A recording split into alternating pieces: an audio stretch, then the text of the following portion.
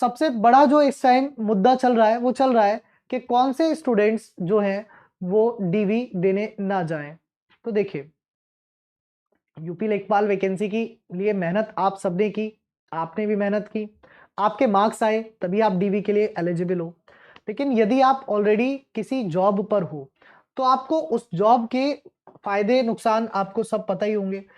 अगर आप किसी जॉब में हो और आप उस जॉब से स्विच करोगे तो सबसे पहली जो चीज है वो आपकी सीनियोरिटी, क्योंकि अभी तो कोई वैकेंसी आई नहीं है ना, अभी तो कोई ज्वाइनिंग हुई नहीं है। लगभग आप हर वैकेंसी में 1 साल से 2 साल के बीच में ही ज्वाइन हो चुके हो, तो 1 साल से 2 साल की जो आपकी सीनियोरिटी है वो चली जाती है। तो अगर आप लेखपाल जैसे ज्वाइन करोगे, है ना, अगर आप लेखपाल ज्वाइन करते हो और आप ऑलरेडी यूपी कांस्टेबल में हो, आप ऑलरेडी यूपी एसआई की जॉब में हो, है ना, आप अगर लेखपाल ज्वाइन करते हो तो आपकी जो सीनियरिटी है वो चली जाएगी। तो ऐसी मतलब चीजों का आप ध्यान रखना, वहीं रख दो सर। ठीक है, दूसरी चीज क्या है, दूसरी चीज क्या है, अगर आपका ग्रेड पे लेखपाल से ऊपर है तो मेरे हिसाब से आपको अवॉइड करना चाहिए। बाकी देखिए, इच्छा तो आपकी है ना, ऐसा नहीं है कि हम आपसे कह दें और आप हमारी बात मानेंगे ही मानेंगे। इच्छा आपकी है जाना ना जाना डीवी के लिए।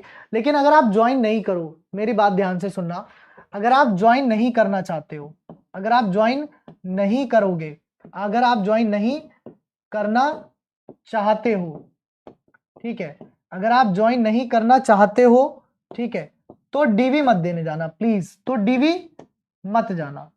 अगर आप ज्वाइन नहीं करना चाहते हो तो डीवी मत जाना, क्योंकि आपकी वजह से हो सकता है किसी एक गरीब बच्चे को, हो सकता है किसी एक गरीब स्टूडेंट को, हो सकता है किसी एक गरीब माता पिता के किसी बच्चे को नौकरी मिल जाए।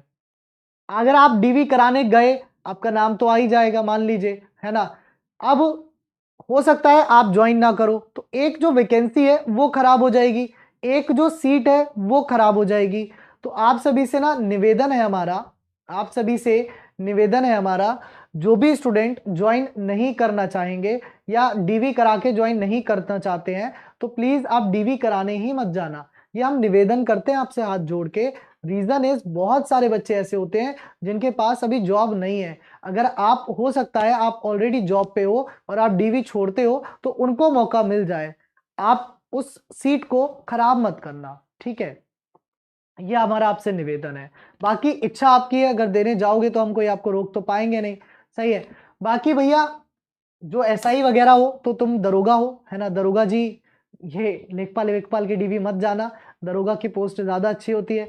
अगर आप कांस्टेबल में हो और आप ऑलरेडी 3-4 साल हो चुके हैं आपको, तो आप लेखपाल आते हो तो आपकी वो सारी सीनियोरिटी चली जाएगी, है ना, 3 से 4 साल की सीनियोरिटी जो थी वो भी चली जाएगी।